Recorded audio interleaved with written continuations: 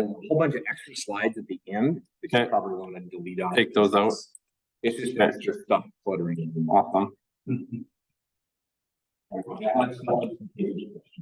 Okay.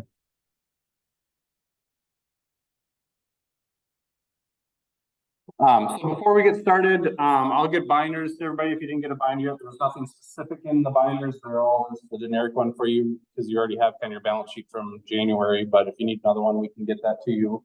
Probably gonna email out cost of production, registration. Are you gonna hand to your students today, or are you gonna? Oh, email up there. Okay. Some of mine that are here, I'll give you the registration today. The good news is tuition totally only went up less than a bushel of wheat price. So it went up like $6 for the whole year. It was like 60 cents on the tech fee is what it went up. The tuition didn't change, but the student services, they always adjust the tech fee to it. And the tech fee went up like 65 cents. So not even a bushel of wheat today. So what a deal. But beyond that, if you have any questions or whatever, we'll kind of cover that. Just so you know, kind of some of the things that are happening, like I've been taking on a little bit more state responsibilities, and as such, some of my students are going to have to shuffle around to Ron just so we can balance out time and effort. So we'll talk to some of you if that affects any of you with that. But and Ron, I don't know if you officially announcing that you're. I did mention, Mark, this will be my last full year in farm management.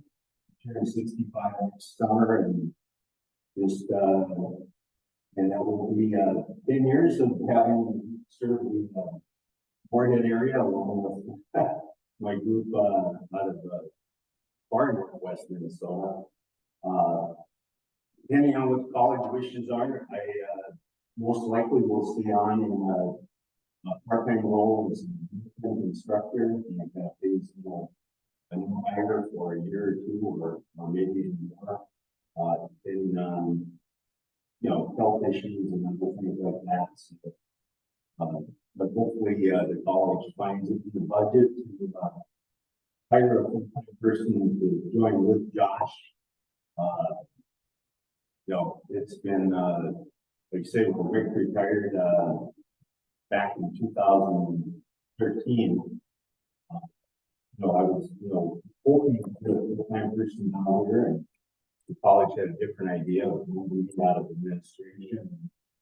I think we got a deal from people. He come down, and we, halftime and serving your, people calls and that's my plan as of now, and say, we'll progress the move part as moved by it, but they want to keep me on part-time phase retirement. So as such, we'll be looking for a person to replace Ron here in Moorhead. So if you know of anybody that would be interested or think they'd be interested, talk to us, one of us, and we can kind of tell them about it. That won't happen until spring sometime, I would guess, but the plan is in the works to have that. And it's kind of like where Greg helped me a little bit. And then of course, Rick kind of stayed on New Agenda when that first year to at least have that mentor person to help them. So that's kind of Ron's intention, is to help transition whoever it is that they hire here. So, Josh, are you the agribusiness one here? Are we still looking? The last time I heard anything about it was one of my friends messaged me and said, you should apply for that. I'm like, no, I love my job. I do not want to apply for that and start a brand new program here.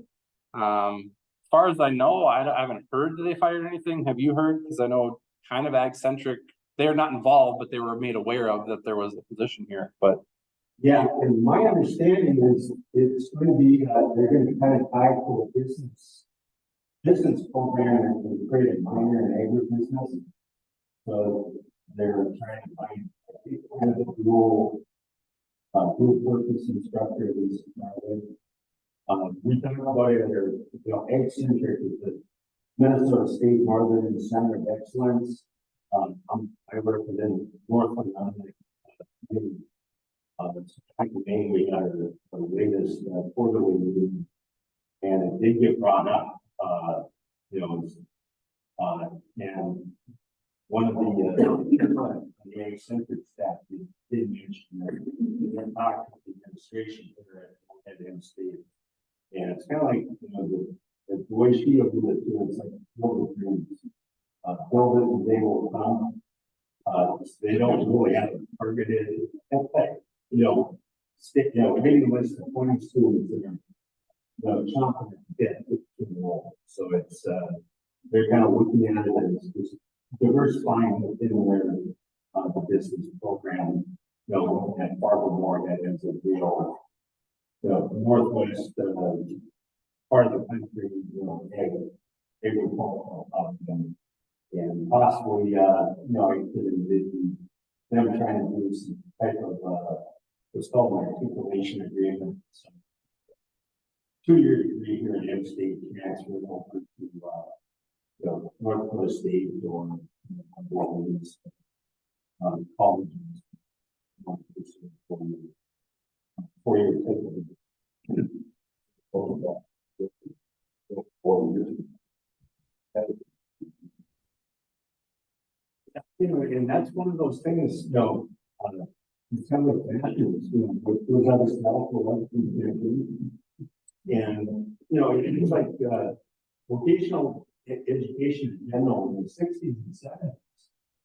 But at least in the state of Minnesota and the country just poured money into vocational education. And then it was like 15 years later, it's like, oh, no, we have to send everybody off to the 4-year college. And we went away from basic trade skills, and now we're getting to the point where that's where the jobs are and the money and the money's at. So, like I say, it's just in general.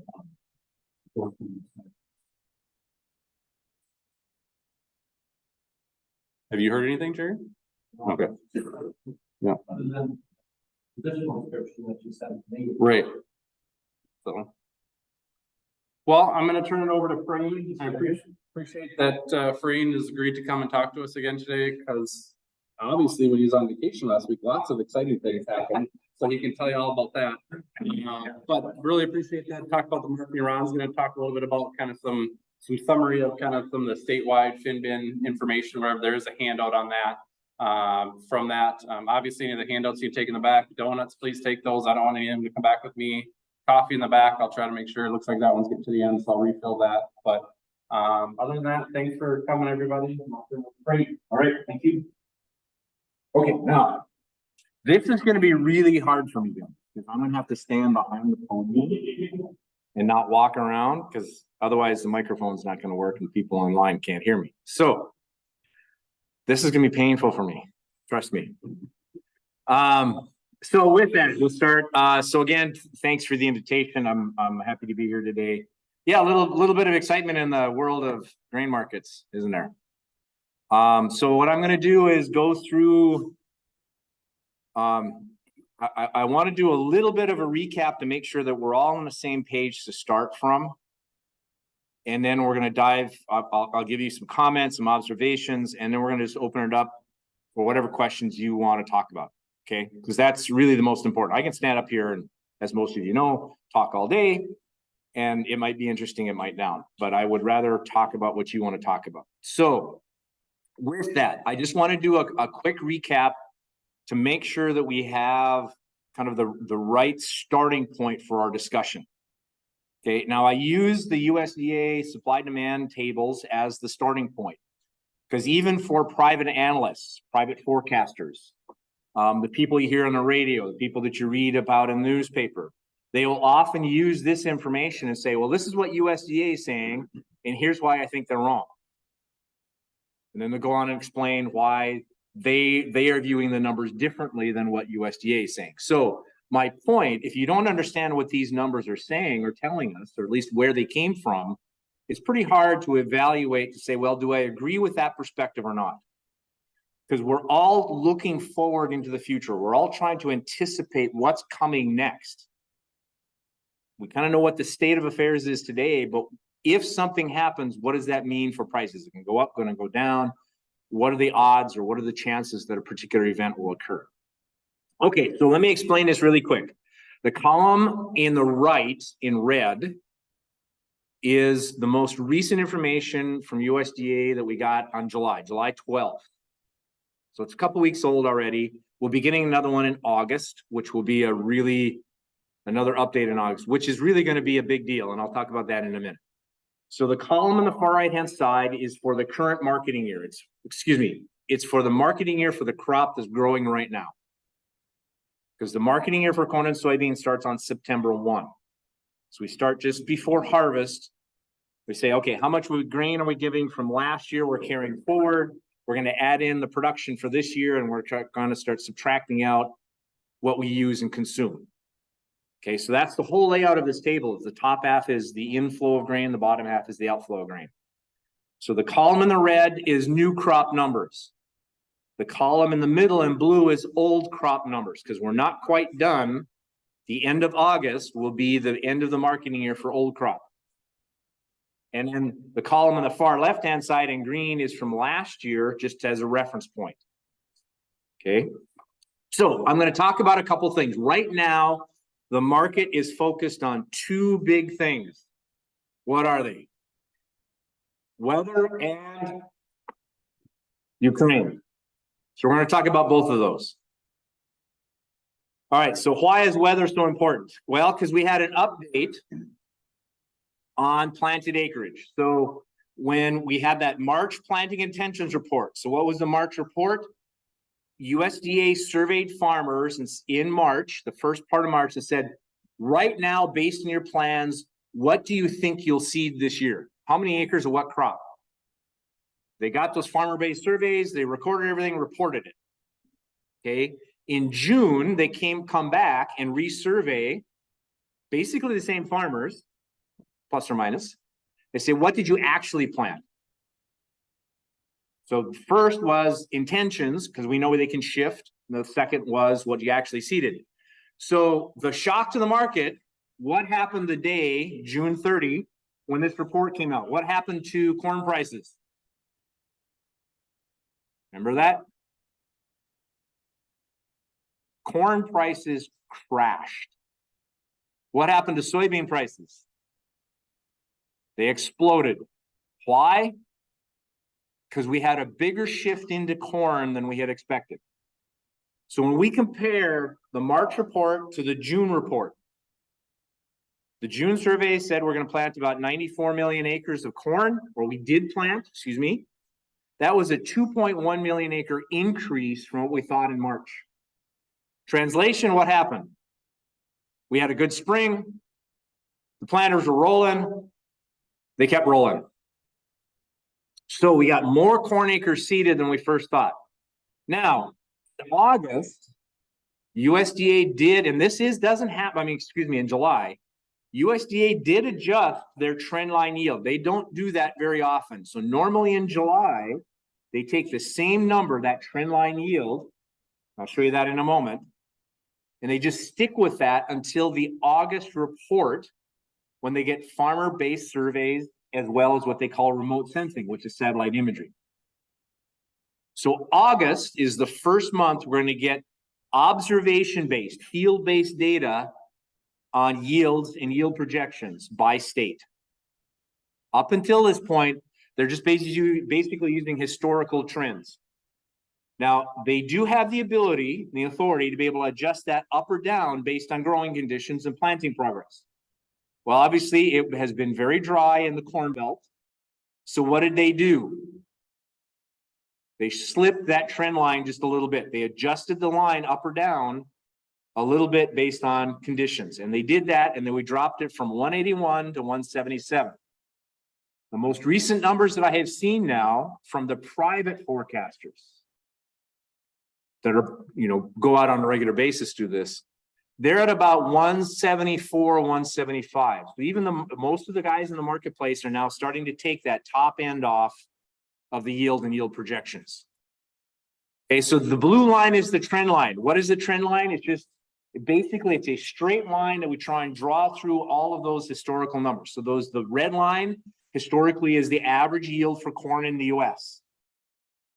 So we're literally trying to take a ruler, draw a straight line through that, that will try and kind of hit all the midpoints. So little dotted line on the far right-hand side is the current USDA forecast for yield. Look at last year's number. Let me go back 2 slides here. Actually, a couple. So last year, we had 173 was the final yield. That was old crop, last year's. 177 this year. 174, 175 is the current number that a lot of traders are using. Okay. Last year, 173 was below trend. It was below average.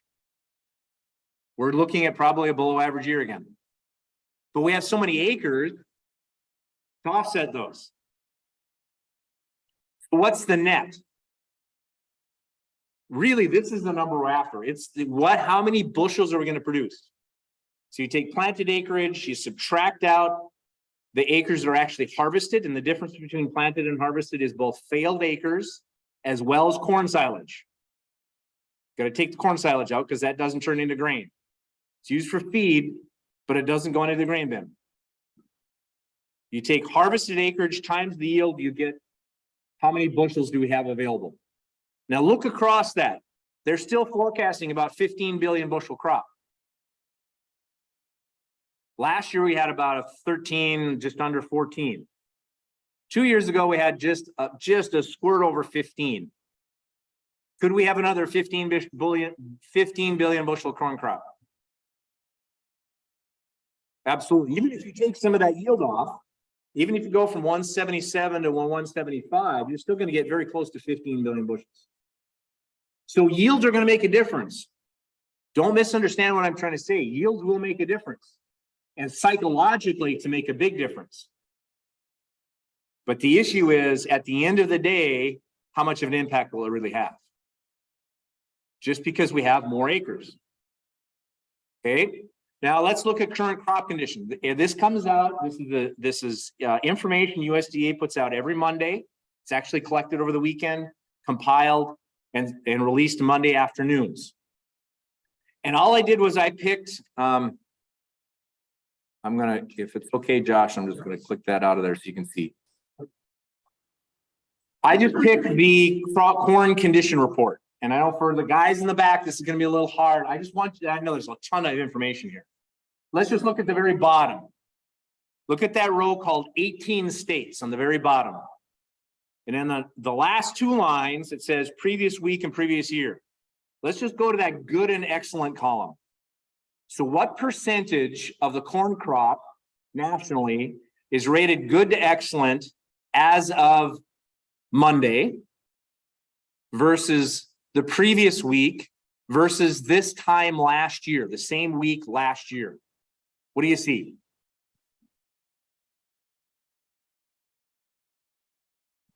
The numbers are actually really close, aren't they? We're actually a smidge worse off today than we were this time last year, but just a tiny bit. Again, some of that's going to be rounding error, because guys, understand this is a subjective measurement. This is used a lot by traders, and I know people have actually done the math on it and said, well, what's the correlation or relationship between these scores at certain weeks during the year and final yields? They're actually trying to make yield forecasts or projections based on these numbers. Personally, me personally, you know, it's a reference point, but I don't put a lot of weight on it. Okay, that's just me. Others say, you know what, this is a very accurate representation. My challenge is this is a subjective measurement. So what happens is either a county agent or somebody from the Farm Service Agency goes out every week, either drives the county or calls up people and say what, you know, calls up farmers they know and said, well, how does your crop look this week? How would you rate your crop condition? And they take those county level numbers, they aggregate it up to a state level, and they take the state level numbers and they aggregate it up to the national numbers. So this is a subjective rating. Now they got a very specific definition for what classifies as good versus excellent versus fair versus poor.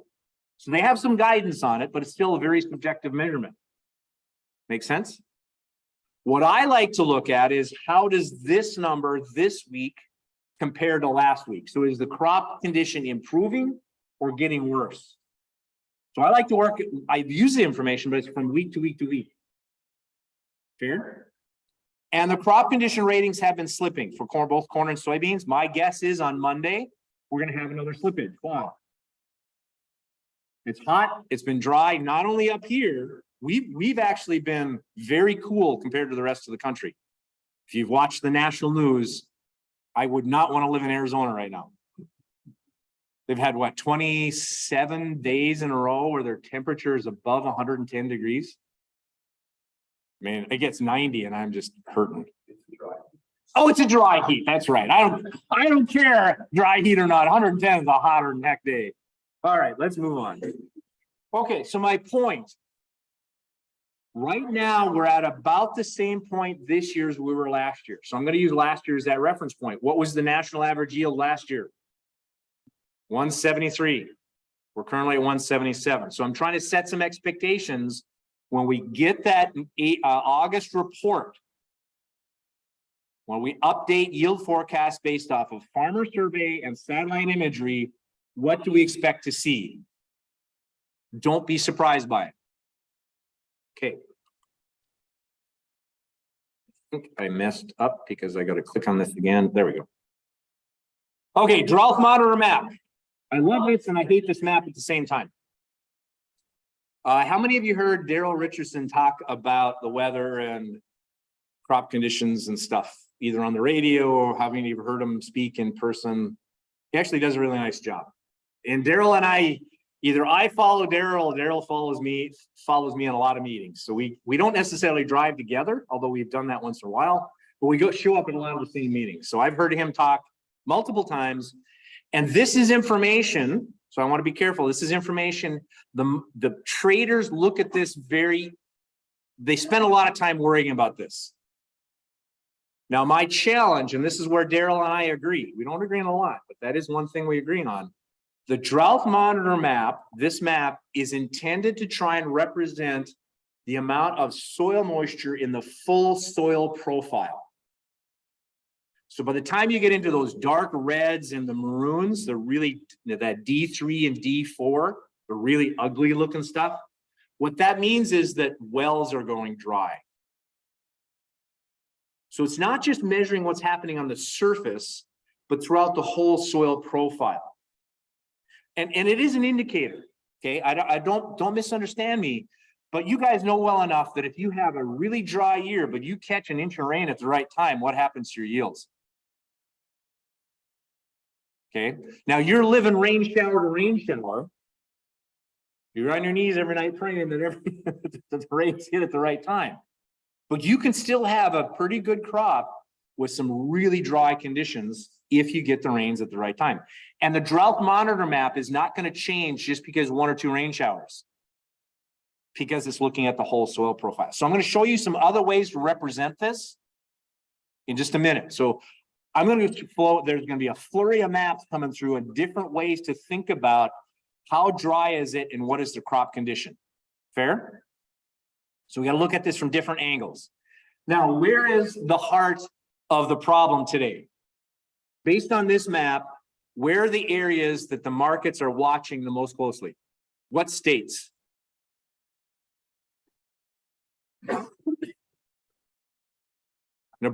Nebraska, Kansas, yes, especially in the east, because the west, the guys in the west. So, okay, let's think about this geography.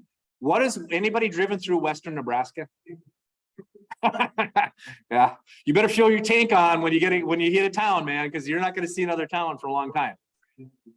Yep, that's the sand hills. So there isn't a lot of ag land out there. By the time you hit kind of the middle of the state, and as you go east, then you pick up really good land. You pick up a lot more irrigation. What about Kansas? I got a really good buddy of mine that lives and works, basically does farm management work up in northwest Kansas. Now that they got some irrigation, a lot of dry land, but that's wheat country. They got some corn because they're close enough to feedlots that they can get to usually have a normal positive basis on a normal year. But it's not until you get kind of the middle of Kansas and east that you really pick up a lot of corn and beans, where the wheat disappears and you pick up more corn and beans. Okay, somebody said Iowa. Absolutely. Why is Iowa such a big state? A lot of corn, a lot of beans. What other states are we looking at? Missouri, and I want to be careful because I went to school in Missouri. It's the north half of Missouri that really has the agriculture. And then right along the Mississippi River. So what they call the boot heel, if you look down on the border between, for those online, I'll try and use my arrow. So this is the boot heel right down here. So if you look at the Arkansas, Missouri border, there's this little bump down here. It's kind of like that little bump we have up here in Minnesota, right? That goes into north. This is the Mississippi River. Right in that Mississippi River Valley, that is prime ag land, but it's a very narrow strip. So most of the key production areas in Missouri is the middle of the state north. Middle of the state south, you get into the Ozarks, which is more forested and more hilly. Okay, what other states are we watching? Illinois, absolutely. Usually Iowa is the biggest corn state and Illinois is the biggest soybean state. And when you look at number 2 in production, they flip. Iowa's number 2 for soybeans and Illinois is number 2 for corn. So we're watching Iowa and Illinois very, very carefully. Then you get into Indiana, going further east. What about going north? Guys, Minnesota is a big corn soybean state. In particular, right along the border, you get the southeast, right? What about Wisconsin? I mean, a lot of that silage, the corn part is a lot of that silage, right? But look at the heart of the drought. You know, up here, we're kind of right on the edge. We're kind of right on that bubble. All right, so let's keep going. Now, this map here is put out by the University of Nebraska, and it's been done for many, many, many years.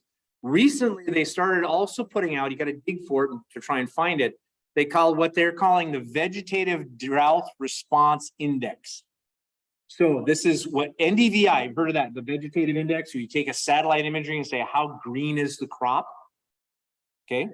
We've been doing that long enough now that we have a pretty good history. There's usually about 20 plus years of history of what is the greenness of the crop at a certain time of year.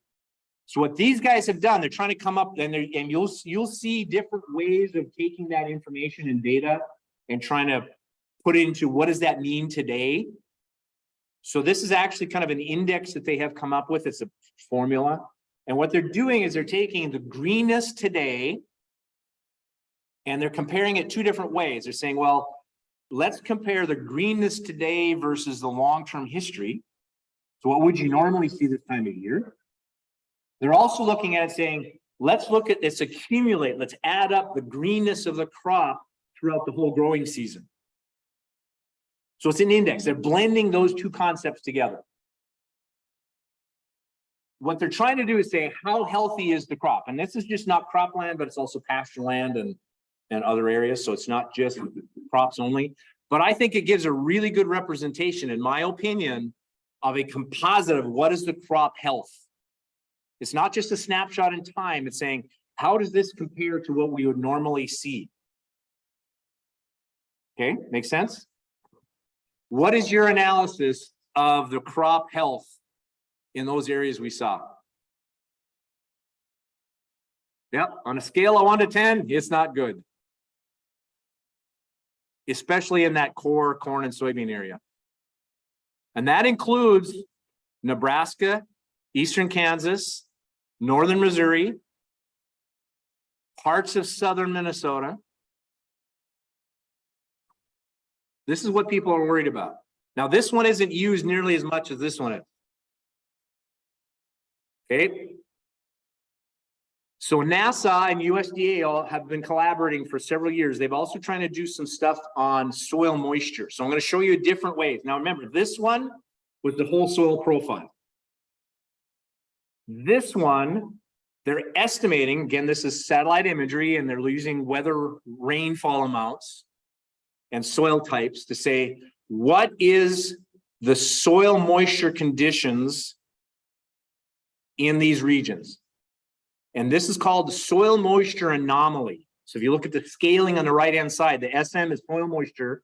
This is anomaly. So this is how much soil moisture would we normally see at this time relative to history, this 20-year average. Now, this is in the top 3 feet. So now instead of the whole soil profile, they're just looking at that root zone. Top 3 feet. And anything, if you notice the scaling, and I know the guys in the back, I know this is going to be hard to see, but if you get, when you get the PDF version of this, you'll be able to check it out. So those browns, the light browns or beiges are 20 to 30% below normal. The darker brown is 30 to 40% below normal. Now, they also measure the absolute. So this is relative to history, what we normally see at this time of year. This is just a straight up measurement. What percent of the soil is water? So you take a chunk of soil and you dry it totally and say how much water is in this chunk of soil. So the greens, that pale green is about, well, between 25 and 30% water. The darker green is 30 to 35% water. So that darker green is kind of optimum. So what is these 2 maps showing you and telling you? From an absolute standpoint, if you just measure the amount of water there, they're a little on the dry side in that top 3 feet. But relative to normal, they're behind. They normally have a lot of rain. I lived in Ames, Iowa for about 2 years. Man, those guys would get an inch of rain a week. I mean, I was not used to that.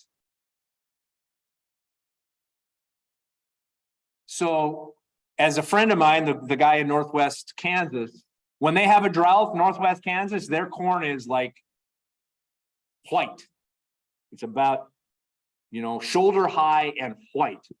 He drove through the middle of Iowa and Illinois during a drought year, and it was green as all get out, and the crop looked great. A crop disaster, a corn disaster in Iowa is like 150 bushel yield because they're used to 250. Okay, so let's put this in perspective. Now, acreage in Iowa, we expect a lot of bushels. So that is for those guys, when you're thinking about land rents and land values and all the crap that they have to put up with. Yeah, they need 250, 300 bushel corn to be able to pay the bills. So 150 bushel is a crop disaster, but not in the terms we're used to, okay? So this is top 3 feet. Look at the same thing, the top 6 inches. So this is, this is like surface moisture. What do you see? Now, this is anomaly. This is change from normal. That really dark brown is 70% below normal. Here's the absolute numbers. So let's look at your area, the area we're living in right now. Let me go back. This is the top 6 inches. What would you say the soil moisture is in your top 6 inches of soil right now? Powder, right? So this is relative to normal, is this one. This is in absolute terms. Now this one changes. If you have a rain shower, if we would have had an inch of rain or inch and a half of rain last night, this would have cleared up. Make sense? So what I'm trying to get at is for Iowa and Illinois, they've got some subsoil moisture. The question is, can the roots get down to it? I think the corn can tap into it. I'm not sure about the beans. Because corn right now is tasseling. I mean, rephrase, it's actually silking. The corn in Iowa and Illinois are about 1/2 to 2/3 silked. So they got a root zone that's going down a ways. They can tap into those lower levels. Can the soybeans tap into that? Maybe not. This is precipitation forecast for the next 1 to 3 days. This is from National Weather Service. I pulled this last night. This is their forecast for precipitation over the next 1 to 3 days. So some of those areas, i.e. eastern South Dakota, southern Minnesota, we're gonna be right on that cutoff. You noticed last night the rain cut off. What about the border? They're gonna get a reprieve. They're gonna get a shot of rain that'll help them out. That top 6 inches will refill again. Give them some breathing room. Is that gonna hit Iowa, Illinois, Missouri? The stuff, I would argue the stuff in Nebraska isn't gonna be enough with 110-degree temperature or 100+ temperature. Because you guys know this. 100-degree temperature and a light wind, how much with your evapotranspiration rate? High. You know, you can't pump enough water. Even the irrigation guys is saying, because they're on their 2nd or 3rd year of droughts now. They can't pump fast enough to keep up.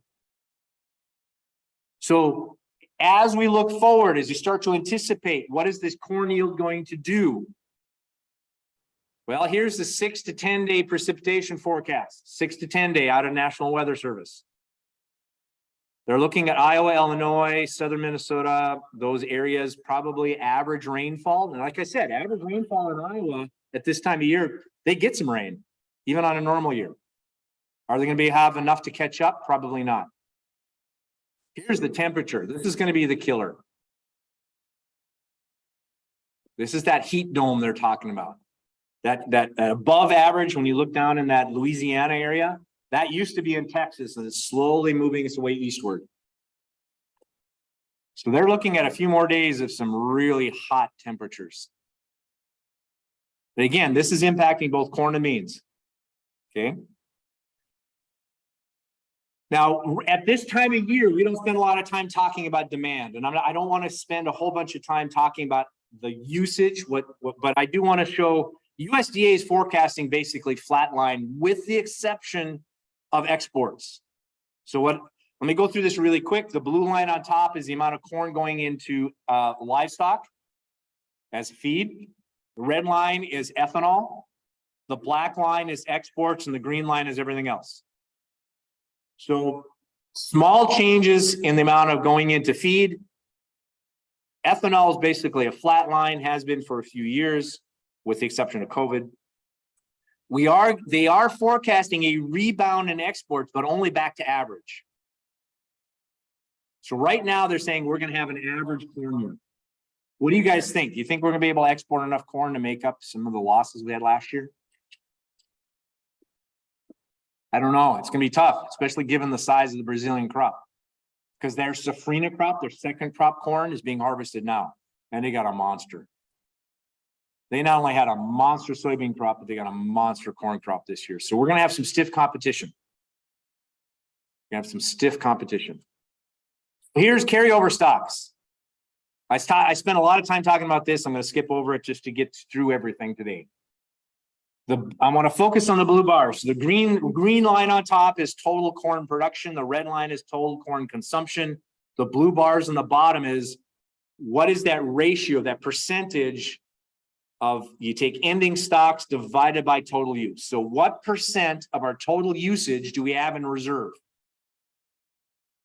And the reason I always show this is because it's really important for two things: average prices and price volatility. Okay, so when the inventories are really low, what happens to average prices for corn and beans and wheat? If the bins are near empty coming into harvest, what typically is the mentality? Do we have high prices or low prices on average? Usually high, because we don't have a lot of buffer or a lot of reserves just in case. Okay. What happens to price volatility, the variability of prices? How sensitive are prices to new pieces of news? Right. If we don't have a margin for error, they're really volatile, right? A small change is like, oh my God, we're not going to have enough, and everybody freaks out. Or, oh, we're going to end up with more than we thought, so everybody, crashes. What about when the bins are full? If you got a lot of grain from last year carried over, what does that mean for average prices? They tend to be lower. What happens to price volatility?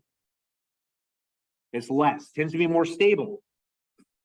Okay, so I'm going to show you some charts in a minute. I want you to remember, where did we have some really low inventories? Back here in 2011, 12, and 13. We've had some now in 2020, 21, 22. It looked like we're going to start to build. That's the one with the hashes in it. We don't have all the final data. And then the red bar is what USDA is currently forecasting. Again, that's assuming a 177 yield. Okay. So let's look at the correlation between these blue bars and prices. This is long-term price chart. This goes back to 1990. It's not been adjusted for inflation. So that spike you saw in 1996 is in 1996 dollars. Just keep that in mind. But look at the price volatility. Let me back up one. When we have big inventories, like we had in the mid 2020 teens, what do we have for pricing? Pretty low. When we have very little inventory, like we did in 2011, 12, and 13, and of course now in 21, 22, what do we have? High and a lot of volatility. Let's go back. If USDA is correct, what does that big red bar show you? Lower prices. Why don't we see lower prices? And we were headed there, guys. I'm going to go forward one more. This is December corn. We had kind of a spike in early June, and then it crashed. Why did it crash? That big drop, that was that increased acreage. Remember that 2.1 million acres? That was that USDA report. We got way more acres than we thought. Everybody's going, oh, great. We're going to finally have a decent corn crop. Because you have more acres, you add in an average yield, we're going to have plenty of bushels. And then what happened? It started getting dry. And prices have come back again. That's why I spent so much time talking about yields, because that's the one big player we have left. So my question is, how much of a gambler are you?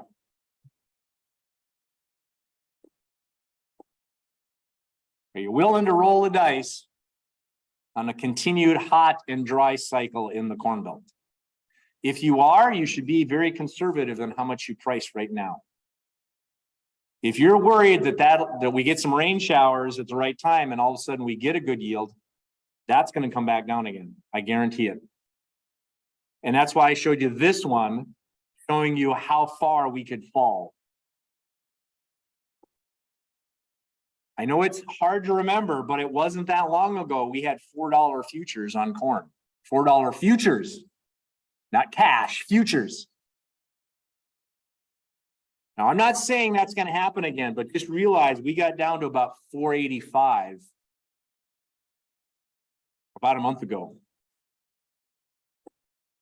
Prices can change quickly. We're in that volatility stage where it's like, where do we land? And I'll be blunt, I don't know. I'm not a weather forecaster. Guys, I can't help you on that. Okay, we're going to burn through soybeans and wheat a lot faster because now you got the general gist, right? Soybeans was the exact opposite. When we had an increase in corn acres, what happened to bean acres? They plummeted. Okay, so we lost 4 million acres of soybeans. That's a chunk. We went from 87 down to 83. That's a lot of acres for soybeans. Again, there's a survey about almost 64,000 farmers to come up with that. Now, they haven't adjusted the trend line yield yet. I'm guessing, I'm supposing, I think it's a very high probability that when that August report comes out, that's based on farmer surveys and satellite imagery, we're going to show a much smaller yield on soybeans. So in my opinion, the soybean balance sheet is going to tighten up quite a bit. How tight, we don't know yet. Okay. Well, here's the yield. That blue line is that trend yield. Now, my trend, my blue line is just slightly different from USDA's, and there's some reasons for that, but it's rounding error. So we're still right at the trend line. We're assuming we're going to have an average soybean yield. I don't think we're going to have an average soybean yield, my opinion. Now, that shift where we dropped our acreage, and we didn't change our yield, was a decrease of about 210 million bushels.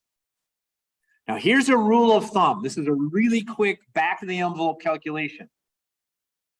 So a lot of people think, well, gee, if we took 210 million bushels out of our production, you drop to the bottom line, we got 300 million bushels of carryover. Well, does that mean that if we had those bushels back, it'd be 510 a carryover? And we said, is 1 for 1? No, that's not the way this works. So if we start taking some yield off, it doesn't mean a bushel lost in production is going to be a bushel lost in inventory. Because what happens when we lose bushels? What happens to price? It goes up. Why do we have higher prices? To ration consumption. So the quick back of the envelope, if you want to do the quick simple math, if we lose 10 bushels on the production, we'll probably take about 5 bushels off of the consumption. So about half. Just because prices will rise and we'll cut our consumption. Make sense? So as that yield comes down, our total bushels start to shrink. It doesn't all drop to the bottom line, guys. It's only about half of it, approximately. Make sense? So if you want to do some of your own kind of estimations, you can do that. Condition ratings. Where are we today relative to this time last year?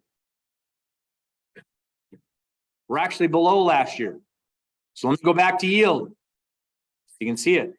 We had 49.5 versus 52. You take 3 bushels off of that yield and redo the math. Man, all of a sudden our bottom line gets really tight. Okay. So I do anticipate that August report, we're going to see some lower soybean numbers. I think the trade already has some of that baked in. So it's not going to be, some of that we're already anticipating. We've already seen the drought monitor map. I already talked about this and beat it to death. I'm just going to go through those same things to get you to think about soybeans. Now for soybeans, we've got a bigger land area. We go more soybeans in the north and west, i.e. North Dakota, South Dakota, Minnesota. We also have more soybeans in the east. Kentucky is actually a really big soybean state. I think they're like number 6 or 7 in soybean production. We also have that Mississippi River Valley. They tend to have a lot of soybeans in that Mississippi River Valley. You get into southern Illinois and they do double crop soybeans. They'll plant winter wheat, they'll harvest winter wheat, plant soybeans, they'll have a double crop. They've got enough moisture in southern Illinois. So the soybean story is a little bit different than the corn story, but it's very close. You've already seen this. My only point in doing this is to say, guys, the soybean crop, in my opinion, is in trouble. It needs rain soon. I already showed you the soil moisture. I don't think soybeans can really tap into that 3-foot depth. I don't think the root zone goes quite that deep. We need to look more at the surface moisture, which means right now, Iowa, Illinois, about 40% of their soybeans are blooming. They're flowering. They're ahead of us in production. So they're at some really critical stages, which means these rain showers are going to be critically important, and this heat is going to be critically important. How about consumption? Here I have a problem and a challenge with soybean consumption numbers. Yes, the blue line, which is crushing. We're crushing in oil and meal. What's the big news in the crushing industry? More plants. Okay, and there are some people arguing that USDA is underestimating how rapidly that crush demand is growing, how fast these crushing plants are coming online. Open for debate. I don't want to get into that today unless you want to talk about it. My concern is the red line. Guys, we have enough soybeans in the United States to meet all of our crushing demand. We just steal it out of exports. And local crushers will pay more than somebody that lives in China for our soybeans. Okay. Now, the problem we're having, look at that trend line, look at that drop that we've seen in soybean exports.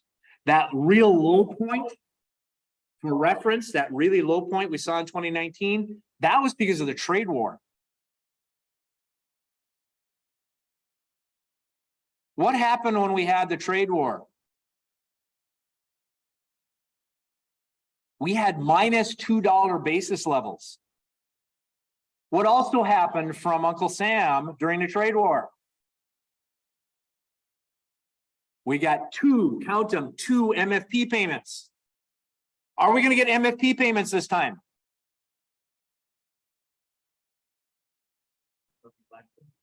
I don't think the election is going to make much of a difference. Sorry. I'll be blunt. Given the attitude in Congress right now, I don't think it'll make a difference. So this is a caution. There's a lot of optimism in the soybean market right now. I get it. I understand it. I'm just a little concerned that we become too exuberant, that we become overconfident in what soybean prices might do. And this is the concern I have. Because we are not the largest soybean producer, nor the largest soybean exporter in the world anymore. We haven't been for a lot of years. Who's number one? Brazil. All right. Who is the number one corn exporter in the world? For the last 2 years going, who's the number one corn exporter in the world? Brazil. We used to be. I got the graphs to prove it. We got to be really, Brazil they're a powerhouse. And when they have a good year, we're going to feel it for both corn and beans. Now, ending stocks and inventories, even with average yields, we're still going to have a pretty tight bottom line on soybeans.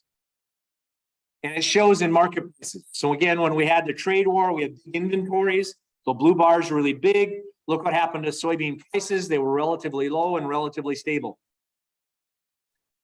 Hang on to your hats. The soybean market is going to get interesting over the next couple months. We're going to have big moves in the soybean market. It's going to cause you ulcers. I just guarantee you. Get the Rolaids and Tums ready, because here we go. Now, fortunately, we're on the upswing, but look what happened in the 1st of June. We were back down. This is November futures. We were at 1130. Why were we at 1130 at the first part of June, and now by July we're back up to 1420? Acreage and weather. Why were we down at 1130? Because we were looking at more acres, 4 million acres growth, and an average yield, and we looked at consumption dropping. Because our total consumption, when you figure exports, because the drop in exports is more than the increase in crush. And everybody's getting us like, oh, well, we're going to have lots of soybeans around. This shouldn't be a problem. Until we lost some acres, and now yields might not be as good as we think. Wheat, really interesting story, and I'm taking too much time here. I'm sorry. Wheat story, because of winter wheat, gets a lot more complicated. Yep, acreage survey came in just about exactly where we expected it. Some rounding error in planted acreage. Yields actually went up a little bit. So what USDA's, not only from harvest reports, but from the farmer-based surveys, the wheat average hard red winter wheat yield in Kansas, Oklahoma, and Texas was actually 2 to 3 bushels higher than what they first expected. So those little shots of rain that they picked up were enough to make a couple extra bushels. Not an earth-shattering piece of news, but yields are coming up. What is, and the spring wheat tour is going on right now. First day was yesterday, second day is today. They started in southeast North Dakota, right along the border. Basically, you guys' country. They're going to go west, then they're going to go north, and they're going to come across and go back east. Yesterday's report was they saw better than last year's yield forecast. So the wheat in this area was better than last year. Still not great, but it's better than last year. My guess is as they go west, because that southwest corner of North Dakota is green, they're actually going to have a pretty good year. They've caught rains that we missed. So I would expect tonight you're going to hear some more reports. Looks like a really good spring wheat crop until they get to the northern tier. By they get to the northern tier, you get to Williston and go all the way across that northern tier of counties up to the northeast corner of North Dakota and northwest Minnesota, and the wheat crop looks a lot tougher. It's not going to be horrible. I think we're going to have good test weight, but yields are going to drop because they had drier conditions. So be prepared for that. National average yield, look at the trend line versus our yields. We've had some pretty crappy wheat yields the last several years. Think about what wheat prices would be if we had a normal year. Just cautioning you guys.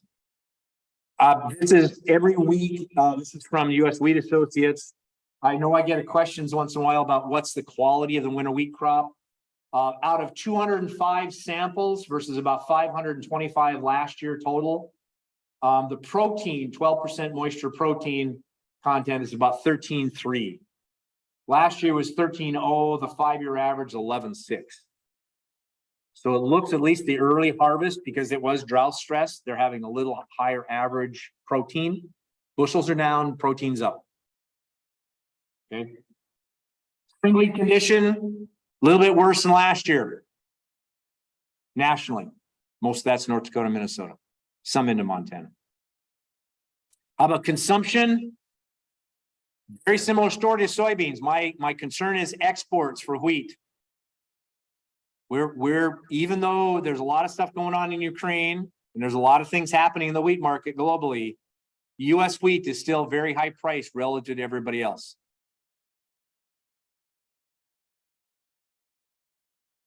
Ending stocks, we're finally bringing our reserves down. For spring wheat, we have a very similar story. This is spring wheat only. The numbers I showed you before was all wheat. Spring wheat inventories, the US are down a bit. Here's my concern. The gold bars are Canadian spring wheat production. The green bars are US spring wheat production. Now, I do think the Canadian number is going to drop. That would be a record for recent history. If you go back in the last 50 years or so, that would be a record for spring wheat production. They planted more spring wheat this year, but the soil moisture conditions are tough. So this is where they produce spring wheat in Canada. The darker the green, the more bushels are produced. So you see Manitoba, you see Saskatchewan, Alberta. This is their Palmer drought index. This would be similar to our drought monitor map. They're having some drier conditions. There is some real concern about yield and yield potential, especially in central and western Saskatchewan and into Alberta. So my point, they're starting from a really high level. So even though we shaved some of that off, there's still going to be a lot of spring wheat around, a lot of it from Canada. Okay. Just keep that in mind as we move forward. Spring wheat prices, we finally had a rebound in pricing. May, June, we're looking pretty ugly. We've had a rebound now. The question is, how long will that rebound last? Are we going to get back to, I had a question yesterday. Are we going to get back to $9 and $10 wheat? Spring wheat. Cash? Probably not.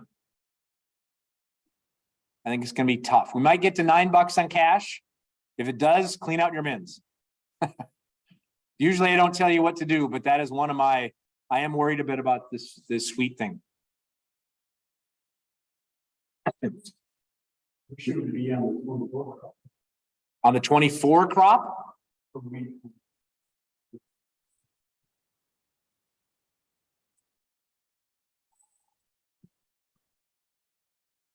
Or screwed up the 23s. Well, no, you didn't. No, you didn't. So, no, you didn't. Now, I want to be first. Let's talk about 23.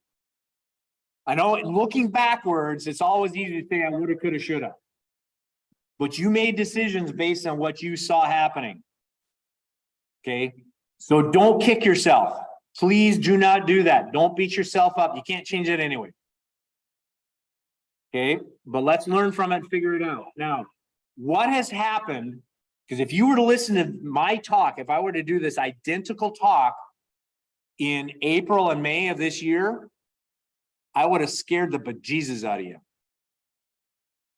Because I was thinking, unless there's a drought in the Corn Belt, we're headed lower. You have already seen the highs of the year. And I was at several meetings where I said that, and I was aggressive in saying, guys, be aggressive in selling in spring because that's your chance. But I was assuming, and I told everybody, assuming that was an average crop out of the corn states, and we are not seeing that. This whole drought thing has flipped on the wheat markets on wheat, corn, and soybeans on its head. And I'll be honest with you, let me back up. Part of the rally we're seeing in wheat right now, spring wheat specifically, is because of the corn shortage. So rephrase that. Wheat does make a pretty good feed for some livestock species. It works well for some, not so good for others. So my point is, if as the corn price goes up, if the wheat price doesn't have a premium above corn, what happens? They feed wheat. Okay, and they will, especially the guys for poultry. Poultry is a monogastric. It's like you and I. I had Wheaties for breakfast this morning. I'll probably have a hamburger for lunch. It's not going to upset my stomach at all. You can flip from corn to wheat on a poultry animal, chicken specifically, and it's not, you don't have to transition. Beef is different because it's a ruminant. The enzymes in the gut got to change when you move from corn to wheat. So you got to transition them. Everybody thinks, well, the cattle guys are going to switch from corn to wheat. Nah, most of the time it's not the case. It's the poultry guys that switch. And they can switch in a heartbeat. Okay. So part of this rally we got in spring in wheat specifically, but spring wheat in particular, it's driven by winter wheat. Okay. So how aggressive should you be for 2024? My opinion, now again, please, this is just my opinion. It could be better or worse than yours. You guys got to make the decision. In my opinion, I would not get too aggressive yet. I would wait to see what this crop looks like. I would wait a little bit longer for both corn and soybeans in particular. We're going to have the answers on spring wheat pretty soon. We'll have the answers on spring wheat pretty soon. But I would wait a little bit on corn and beans because there's so much uncertainty right now. I know we have a risk premium in the marketplace, but I don't know if we have enough. Is that fair? Just because we are in such a critical growth stage right now for both corn and beans. Once we get a better handle on what that corn and soybean crop look like, my personal bias is, yes, I would be pricing some 24 crop. Not a lot. I wouldn't get nuts, but I would be pricing some because I think those will be some pretty good sales. Because right now, everybody is expecting Brazil to come back and plant more acres. Their growth and plantings have not stopped yet.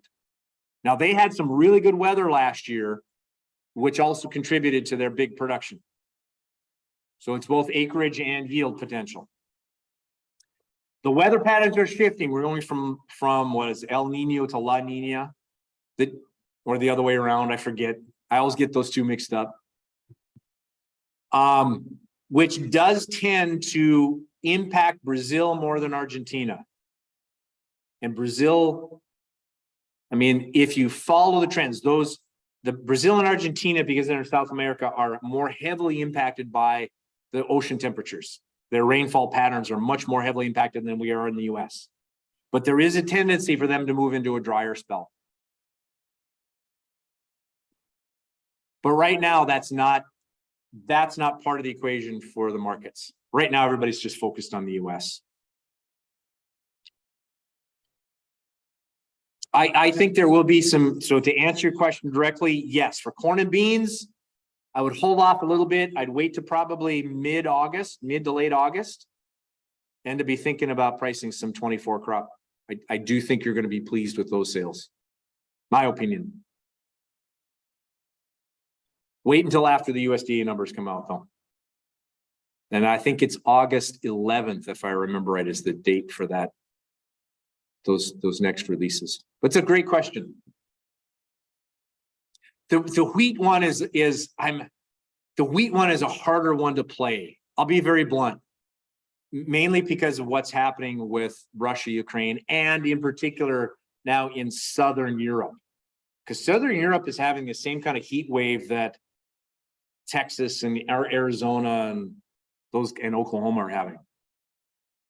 And there's a lot of wheat produced in Spain, Italy, Southern Germany, France. France is the number one wheat producer. Southern France is in trouble. Northern France is in better shape. Germany's in pretty good shape. So for wheat production in Europe, France is number one, Germany's number two, England's number three for total production. Right now, Southern France is in trouble. Northern France is in better shape. Germany is in okay for now. They haven't had the heat that France is at. So the wheat market is a little tougher to diagnose. I wouldn't get wild on wheat yet. Not yet. Other questions? And I'm going to lean on Josh for crowd control and making sure I stop when I'm supposed to stop. So go ahead, Jerry. News yesterday that Spirit was going to put up the fourth quarter of 23 bean processing. Globally for us. We've been buying beans for about 4 months. I've been getting daily price bids. They're contracting beans and have been since March. I'll give you yesterday's quote. Yeah, no. Let me. I gotta look it up here, but let me go. I gotta go to my Hang on a sec. I'll find it. It's in my email box, and I just gotta pull it up here. I gotta find the right.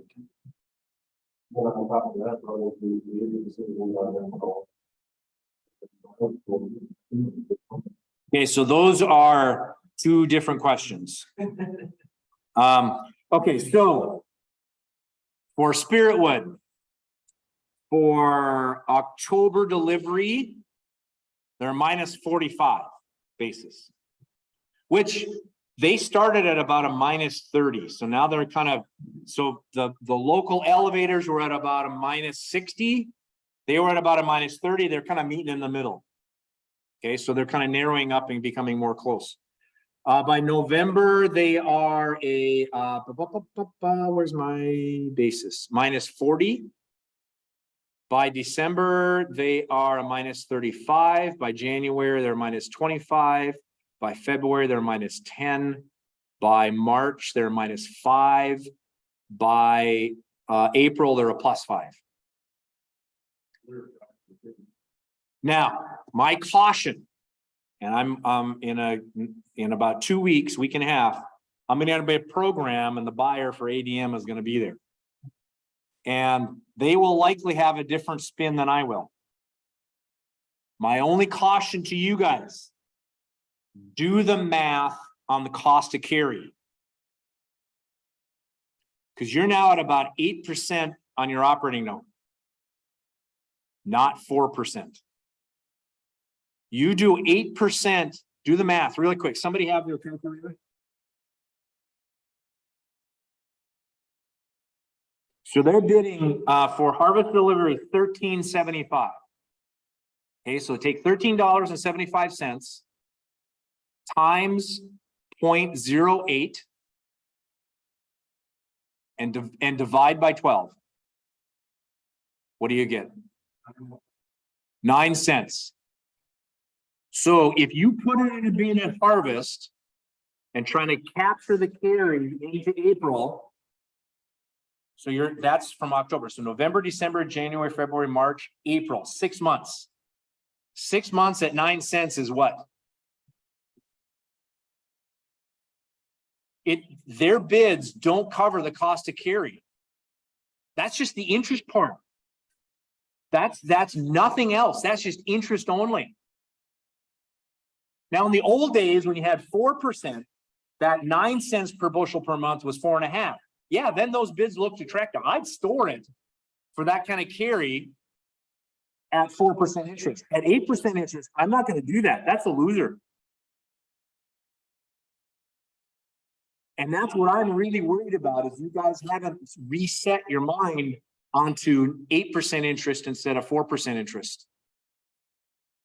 So do the math, guys. Please do the math on cost to carry. Because these bids are going to have to get better in order to justify that. Okay. And that is, I don't know how the ADM people are going to see that, because I'm going to say it at the meeting. I probably will not be making friends. Okay. But my job is to try and help you guys make better decisions. Other questions?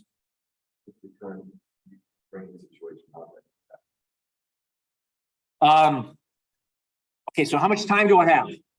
You tell me. Okay, I'll answer. Well, okay. So let me, I want to show you a few maps here to try and put this in context so that as you learn more, you can process the information. Because if I just tell you what I think, you're not going to understand it. I want you to understand what's happening and why it's important.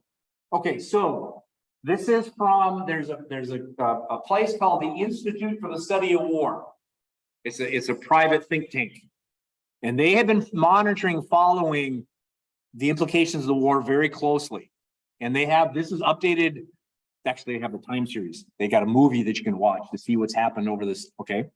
So the stuff that's in black was basically controlled by Russia before the invasion. The stuff in red is the current occupied territory by Russia. The stuff in blue, and I know it's kind of hard to see, but there's a little pocket that there's Ukraine counteroffensive.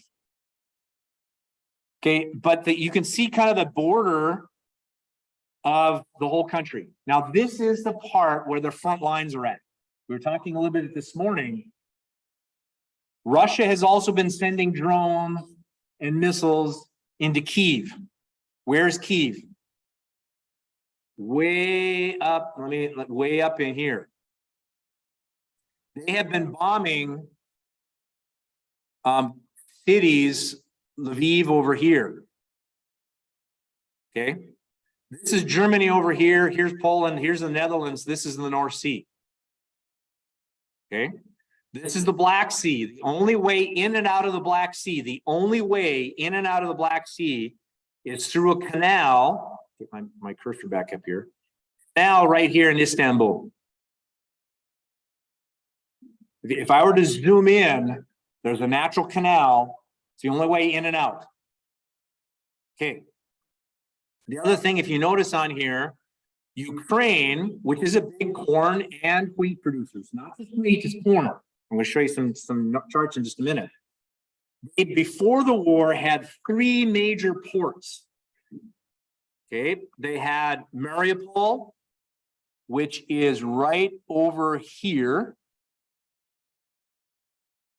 What happened to Mariupol? It's basically been leveled. Okay, Mykolaiv, which is right here, and there's a bay that goes into Mykolaiv. That was the other port. What happened to the grain facilities and the port facilities there? Pretty much leveled. The only one they had left was Odessa as a major port. They have a few little ones, but the only other major one that they can have for major volumes of shipping, let me go back, is Odessa, right here. That was, this grain shipping agreement. That's where all of the grain was coming out of. They were loading in Odessa. They were being protected as they went out. They went out through Istanbul. They were inspected before they left. They were inspected when they came back in to make sure they weren't hauling any military stuff, sneaking it in. What's happened to Odessa over the last week and a half? They've been bombing it, and they've been targeting the grain facilities and the port facilities in general, not just grain, but also the port facilities in general. So what is Ukraine going to do if they can't get boats in and out? Okay, so let's talk about that. There's one port that they can use, Santa. That's actually in Romania. So one of the things you've heard about the rails, right? The railroads, they got different gauges. The width of the rails in Russian, the former Soviet Union, were wider than they are in Eastern Europe and the US. The US and the Eastern Europe, or excuse me, Western Europe, have the same rail gauge. But in Russia, the former Soviet Union, They purposely made them wider so that if they were to be invaded, they couldn't do it by rail. They couldn't have supply lines coming in by rail. They purposely did that. Well, both Ukraine and Romania were former Soviet Union states, so they have the same rail gauge. Constanta is a major port, but it's not as big as Odessa. And they're gonna have to rail it from Ukraine through Moldova, and Moldova is not real pleased at having all this grain moving through there, to Constanta to be able to load it onto a vessel to be able to go out through Istanbul. The other possibility, okay, is to go through the Danube River. This is the Danube River. So Odessa is back up over here, right there. Mykolaiv is right there. Here's Constanta right here. This is the Danube River. It starts over here in Germany and runs all the way through Eastern Europe into the Black Sea. They can take barges, right? What have the Russians been doing? They have been bombing portions of this river right here. Now they got to be very, very careful because Moldova and Romania are part of NATO. I want to say that one more time. Moldova and Romania are part of NATO. What happens if Russia bombs a NATO alliance country? Everybody jumps in. So this better be precision bombing if they're trying to take care of them. Well, not the barges, the terminals. They're trying to take out the terminals. So this is real. I mean, now I want to be very careful. The Ukrainians are blaming the Russians for those events. Russia obviously is denying that they're doing any of that, but there is a concerted effort to try and shut that down. Now, again, loading through Constanta on vessel versus loading on barges in the Danube River, they're more expensive and they have lower shipping volumes. You can't pump the volumes through. So regardless, Ukraine is going to have a problem. Again, they can go by rail, but they got to offload it from Ukraine to the border of Poland. They got to offload it and reload it onto another train because the track size is different. They have a logistical nightmare. Okay, so now let's talk about how much they have shipped. This is actually information from the United Nations, because as I said, every vessel that went through Istanbul had to be inspected. So they know exactly how many bushels of Ukrainian grain have left. 51% of all the grain shipped since that shipping agreement started about, what it would be, about a year and 2 months, a year and 3 months ago. 51% was corn. About 30%, 25% was wheat. So this is actually a bigger corn play than it is a wheat play, which surprises people. Where have they been shipping to? Where has Ukrainian grain been going? China has been their #1 buyer, and then it's Spain, Turkey, Italy, Netherlands, Egypt, and Bangladesh.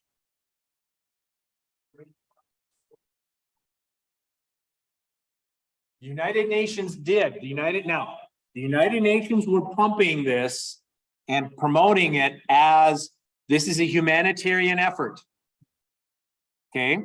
And to be very honest, a lot of the Russian product, in particular wheat, Russia doesn't grow a lot of corn, but they do a lot of wheat, obviously. A lot of that Russian wheat did go to North Africa, Egypt, Bangladesh, Pakistan, those countries that are very poor that import wheat.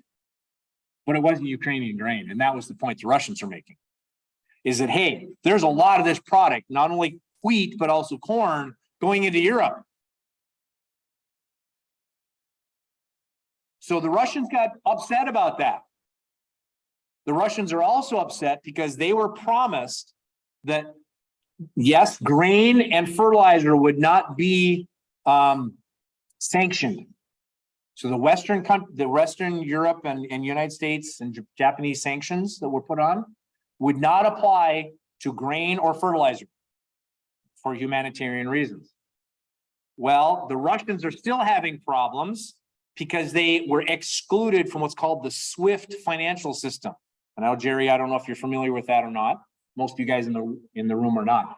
So the SWIFT system is a special kind of network where you tap into it and you're able to transfer electronically shipping agreements, financing agreements, actually financial payments. So it's that very closed system that allows international trade to move a lot faster than normal. The Russian banks were excluded from that SWIFT system, meaning it was exceptionally hard for them to put financing agreements together to finance transportation like ocean vessels.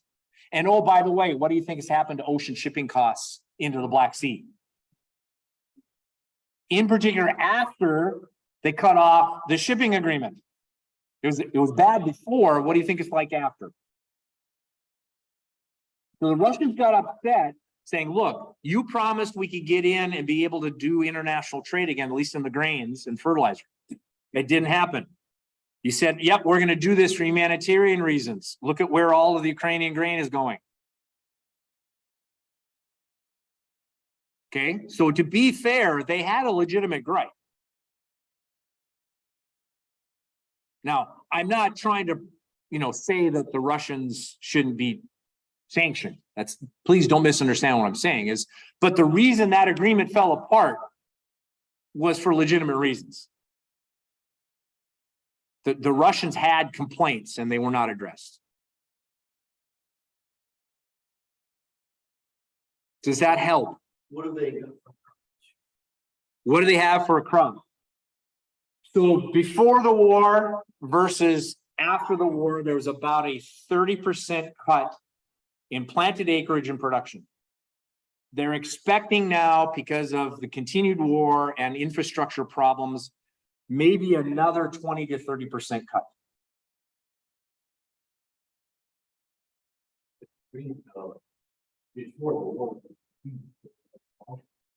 Oh, they were. So let me show you this one. This is corn exports. This is the exports. So the green line is United States, blue line is Brazil, black line is Argentina, and look at Ukraine, which is the gold. Those are the top 4 corn exporters.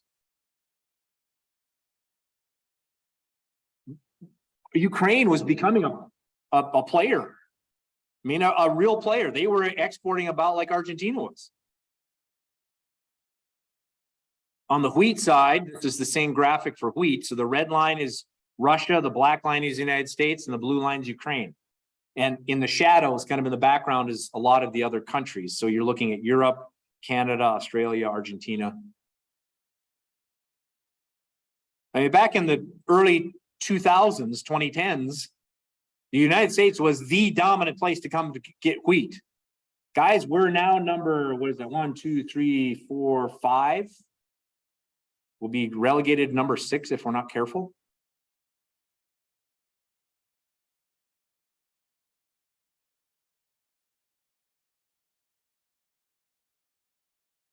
So it's having an impact, yes. For wheat, there's enough other wheat guys that we're shifting around. For corn, the challenge with corn is it's not as much shifting. We don't have as many big corn exporters. And my challenge, like I said before, last year, the old crop corn, and now projected for new crop corn, Brazil is going to be the #1 corn exporter. Now, there's another question about the ethanol and renewable fuel standard. And that is still being hotly debated about what will the end impact be for ethanol production.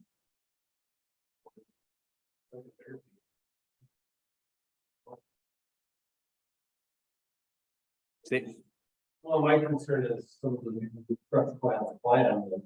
Maybe. Yeah, well, we knew that of all the crush plants that are being proposed, not every one of them is going to be built. I mean, it just, people, it's as I said, it's really cheap to have a press release. It's really expensive to start pouring concrete. Okay, so there's a lot of promises, but until they start pouring concrete, I'm not putting a lot of faith into it. Now, obviously the ADM plant in Spiritwood, that's operational. That is going to be done. That's ADM and Marathon Oil. They have backing. They don't, they hate to pour concrete and not get return on it, but they have the balance sheets to be able to handle it. The one in Castleton, I'm becoming more and more confident every day that one will be built and it will be operational. Okay, the one in Grand Forks, we'll wait to see. I'm not going to say it's not going to be built, but we'll wait to see. They're still got some hurdles ahead of them. And Josh is slowly moving up to the front now. So again, I'm leaning on him. I'll talk all day, guys. You know that. You've heard me before. I will talk all day if you let me. Okay, so is that helpful? So you understand what's going on.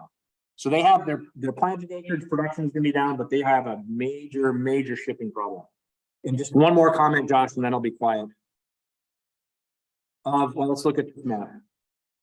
So this is the Danube River. There's a lot of the countries, because of the amount of grain that's going into Western Europe, both corn and soy and wheat, There's countries like Poland, like Germany, the Czech Republic, Hungary, even Romania, that are getting really upset with all the cheap Ukrainian grain that's hitting their markets. And so there is even pushback in Western Europe saying, wait a minute, yeah, we're willing to help out, but there's limits. I mean, you're wrecking more than just our military supplies. And of course, obviously a lot of immigrants and people leaving the country.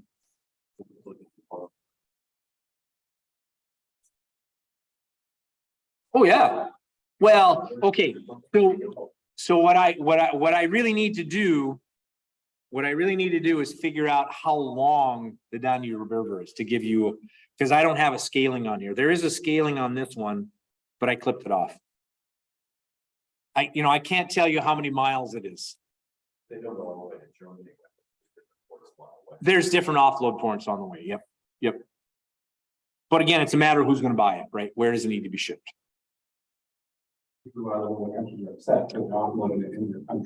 Right. Which is why they're upset.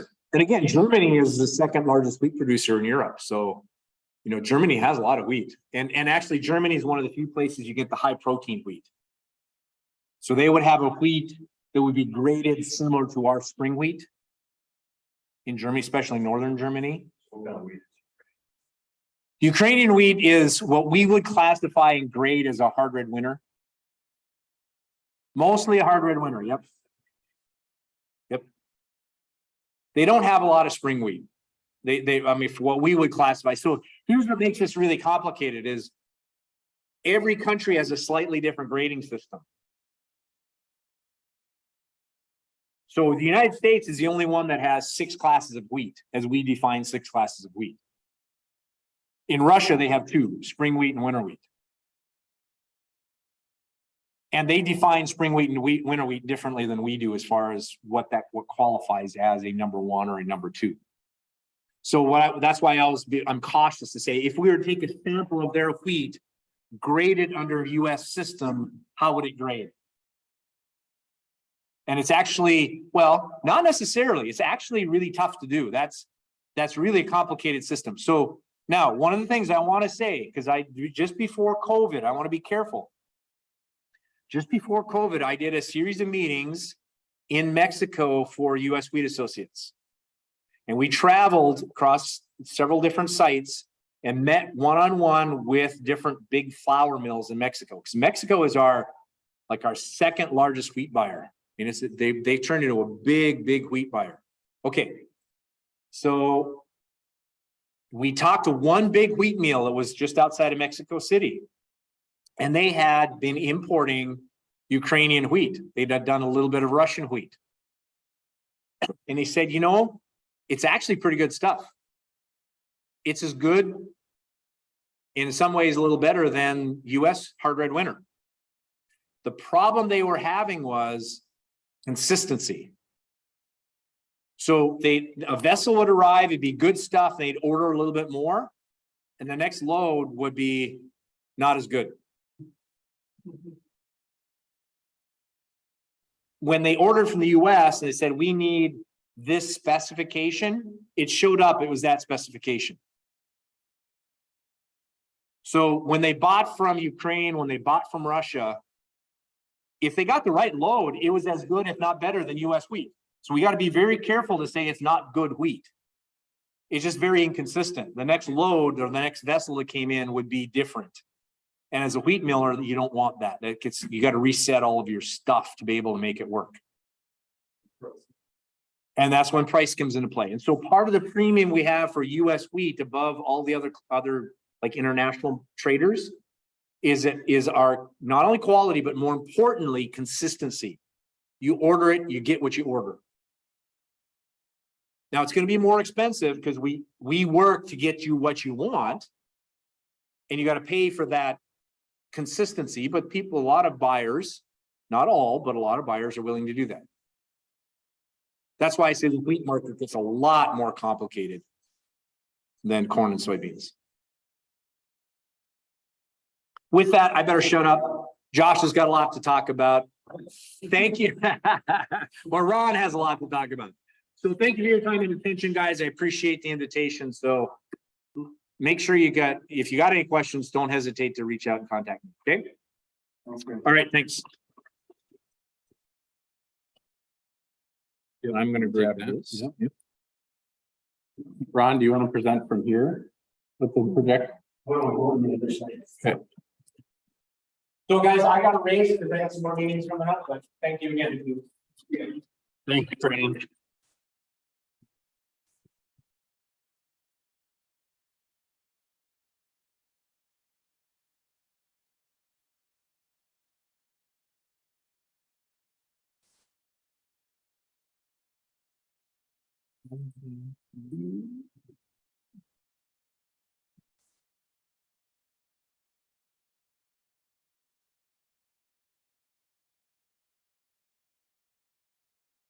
We're going to transition to Ron's going to talk kind of about a little bit about the summary from the Minnesota Fin Bin report, 2023 report.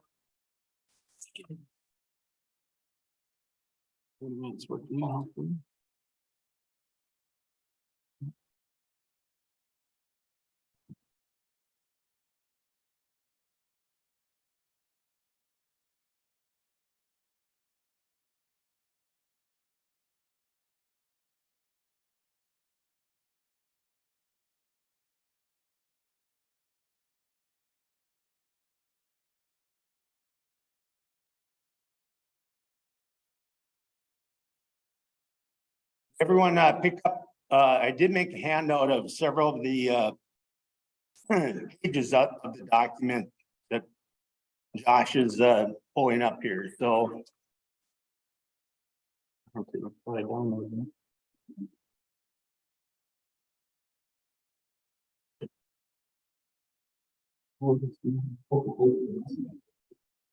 It did go to downloads, Go to the file.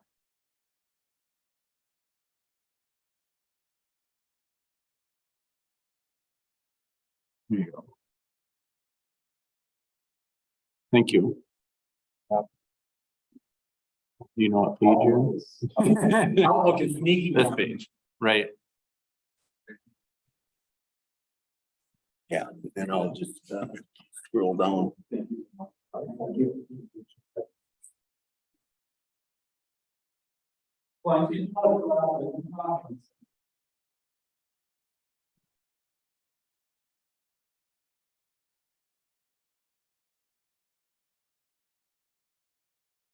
Okay, what I want to come up with when Josh and I were talking about it, the second speaker for our meeting after we got framed to commit and looking at a topic, I ended up going online and was just checking out the Fin Bin report and hadn't really looked at this that closely, but each year Center for Farm Financial Management puts out a summary. And so if we actually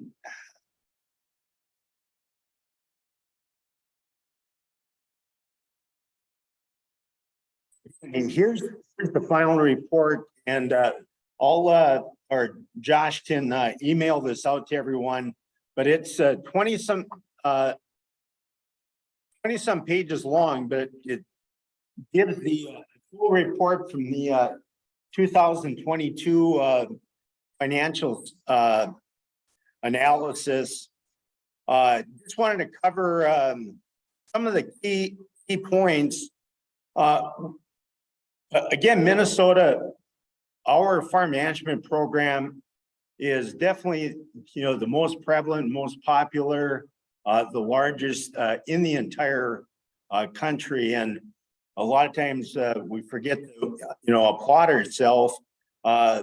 This spring at our meeting, we mentioned, and I think Josh might have brought a couple of the reports. We're celebrating 70 years as a program here in Minnesota.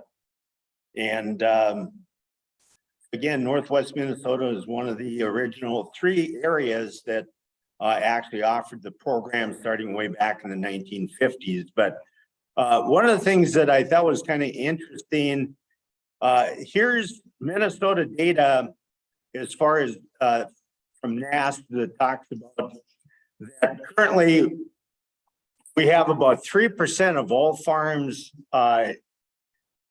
in the state of Minnesota that are enrolled in some type of farm management program. The vast majority are within our Minnesota state system. The point here, I just kind of wanted to look at a lot of our, if I added this up, is roughly 67,000 farms in the state of Minnesota.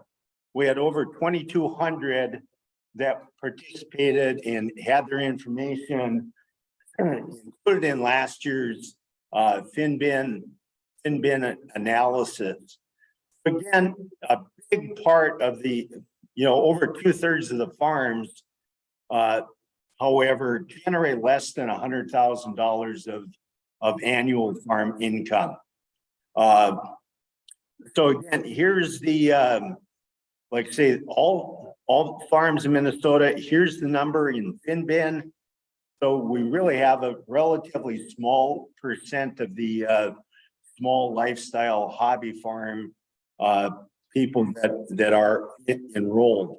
As the farms get larger, and again, this is broke out here by the dollars of revenue. And again, you see the percent of the number of farms. So when we get up into our larger operations of $1 million of total farm income per year or more, we have close to 1 in 5 of the farms enrolled. And that's, to me, that's pretty significant. Thinking back to my, 30 some years in this business and taking one of the early University of Minnesota courses, they always talked about, how to start a farm management program. And you're not going to get everybody that wants to participate. The old rule of thumb is figure that about 1 in 7 adults are into continuing education on a regular basis. So there's a majority of people that just, and we've talked about, as we've built the program, we could have tuition-free program and we would still have probably similar numbers that some people always have. It's like, well, that's not for me. I don't have time. I'll have this person do it, or it's just they don't want anyone else looking at their business. So I thought that was kind of interesting to see that breakout of by farm and what percent of the people that we have. This past year, I just wanted to cover this, and this page is in your printout, be the second page or the back page of page 1. But I just wanted to point out here from the last 2 years and, I don't know if anyone in the room here, Josh and I on Monday, forenoon attended Bell Bank's, Ag Views presentation where Dr. Cole, was in attendance and, Jerry, thanks to Bell for always, or the last number of years hosting that, very, very, good, professional development meeting, but, again, with that, you know, and was brought up by Dr. Cole and Lynn Paulson from Bell, the last couple of years, we have really had some very, very profitable years. And that's kind of what I wanted to highlight here is, to, you know, really just, take a look at statewide. And I always, you know, acknowledge that we're looking at averages, we're looking at database summaries.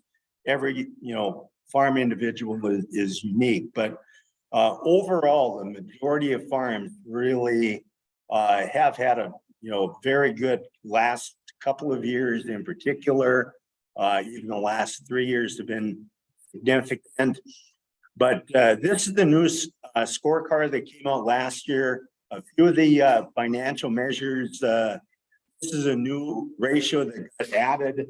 The working capital to operating expense.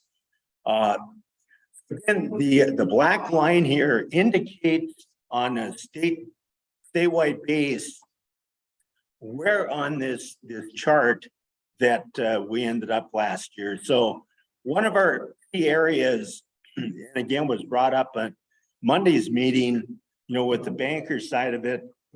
And especially when we take a look at going into a year now where we've got some uncertainty with, you know, potential yields, price volatility that Frank just covered, that of all the measures, there's nothing that can replace having adequate working capital. That is just so key. But when we take a look at this as an average of the 2,200 and some farms, we are well into the green area. You take a look at our working capital to a percent of operating expenses. You know, we're at over 50% in working capital. So a lot of farms, if we looked at our database of those 2,200 farms last year, they virtually can operate with their liquidity for 6 months and not have to tap into, you know, borrowed money of any form. And again, that's on an average. The solvency measures were kind of in the middle, but I do want to point out here in our Minnesota database, we do include deferred liabilities, which is bringing this. If we were to also run this excluding the deferred liability, we would be far closer over into the green area. But again, very, very acceptable levels. And part of that, you know, with the solvency, the last couple of years with the cash influx of government payments and that type of thing, that there's been a fair amount of, you know, land purchases, land acquisitions that have been made by the people, you know, within the farm management program. When we get into profitability and we take a look at rate of return on assets, return on equity, so for the last number of years, you know, myself as a W-2 wage earner and that type of thing, I do not have land ownership or that sort of thing.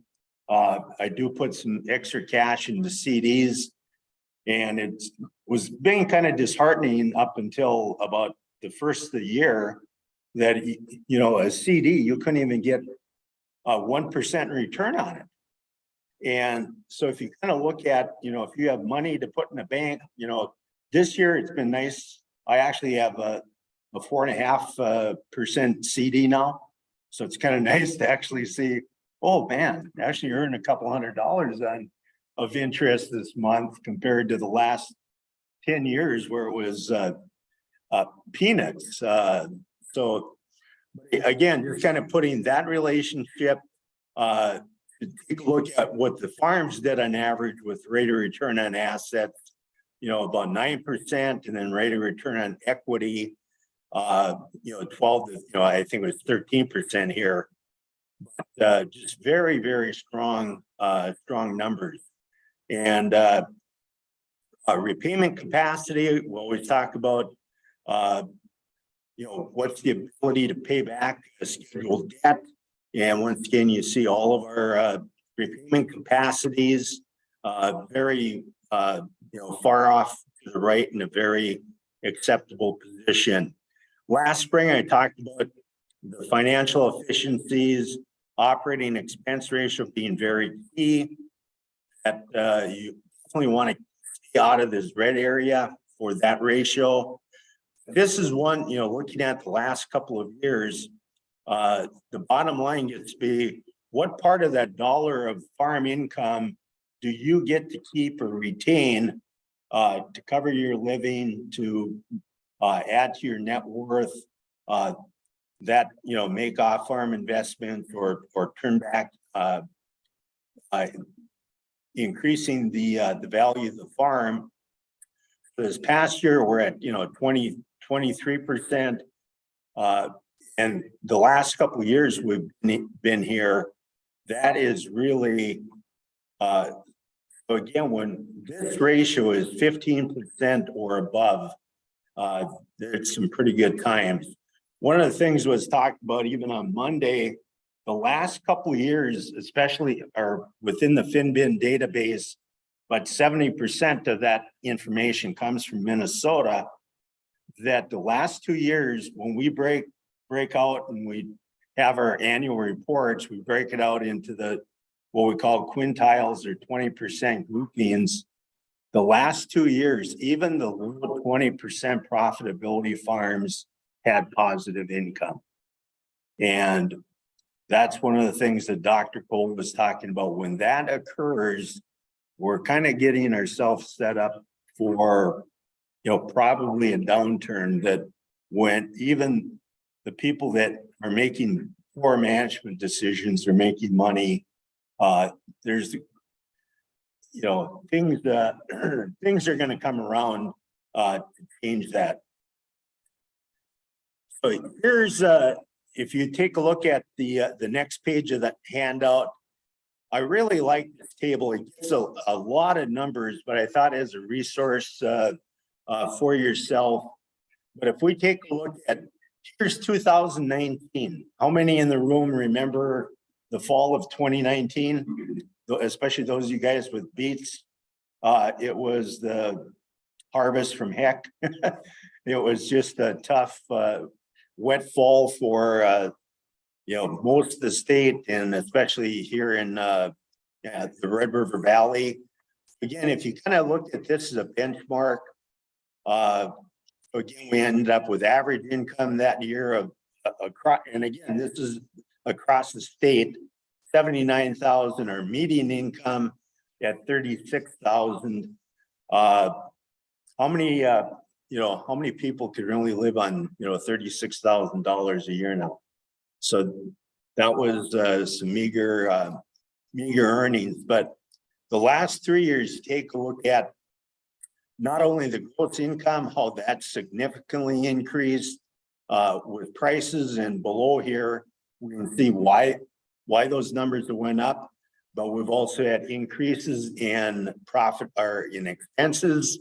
We all know what we went through the last couple of years, higher fuel prices, fertilizer prices. That was a huge expense in for the 22 crop in particular.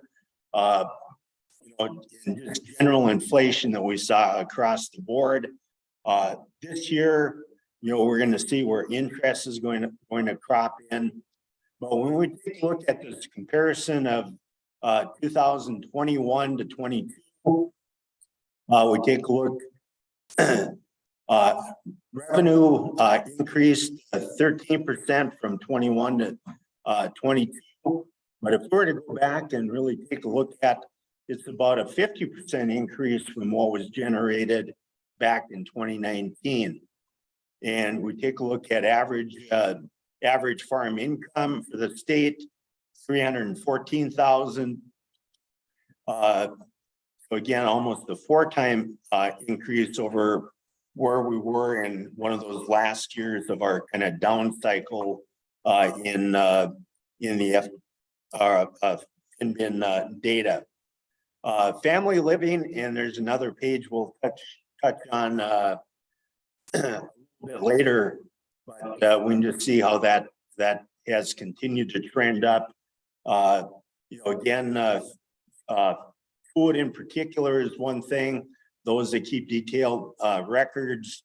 And I remember having that discussion with a lot of the farms I worked with last winter, how just, buying groceries, have went up, 30-40%. And, we saw what happened last year where, like a dozen eggs that for a long time you could get a dozen eggs for, $1. And there's times that, they're over $6, at Walmart when, tied to different circumstances that happened there. So, but again, just kind of some interesting numbers. Wanted to, just kind of reflect how large and significant and positive the profitability has been. So when we take a look at, as I talked about this spring, when we went through this information, about 55 to 60% of the farms in the database are considered crop producers, where 70% of their income does come from cash crop sales.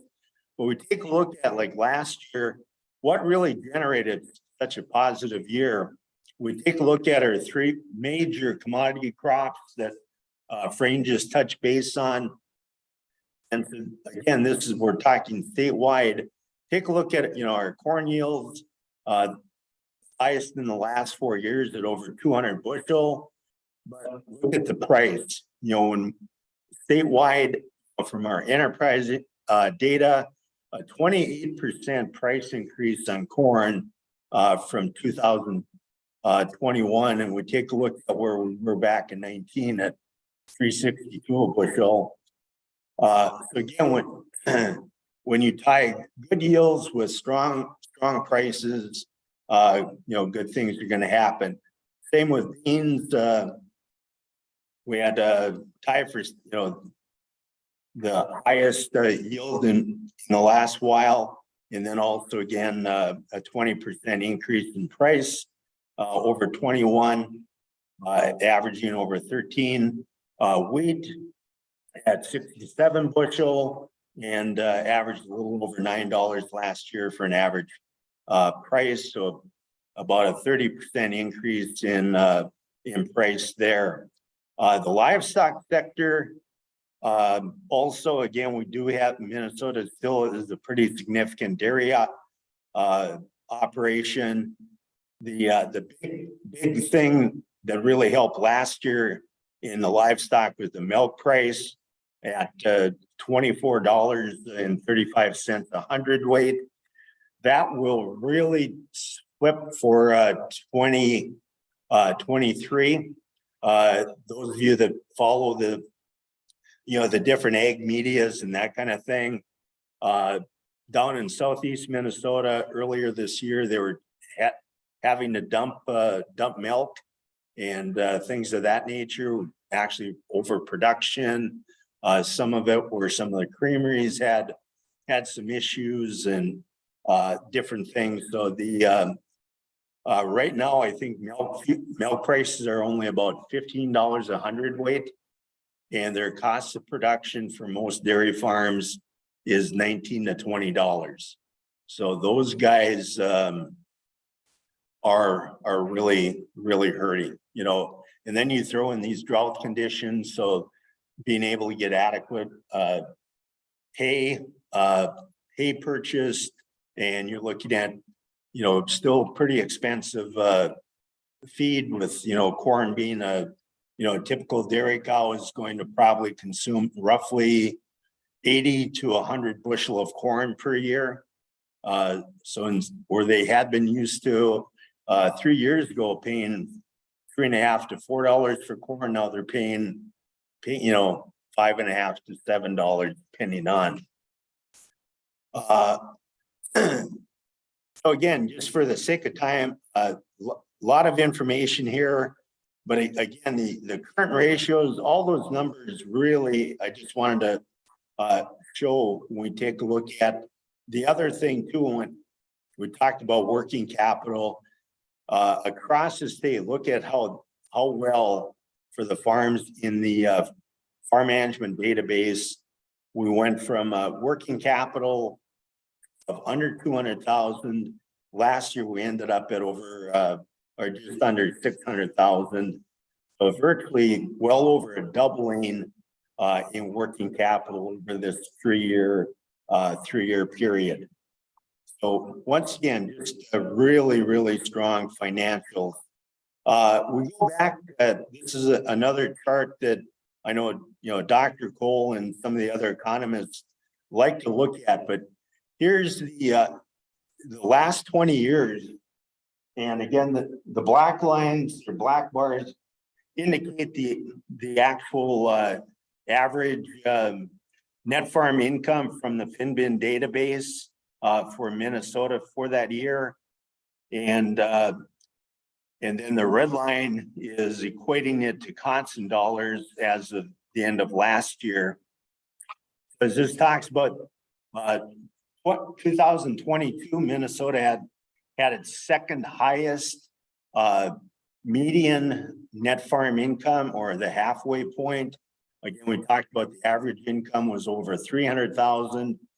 But if we look back and, you know, 10 years ago or 2012 had been, you know, by far the highest record reported.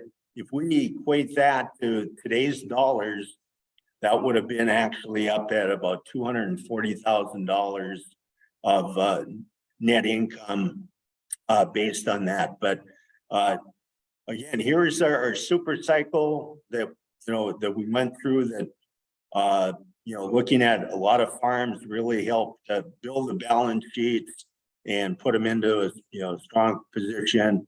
These last couple of years that we've went through, you know, have been right up there as well. So just kind of wanted to point that out. So the other,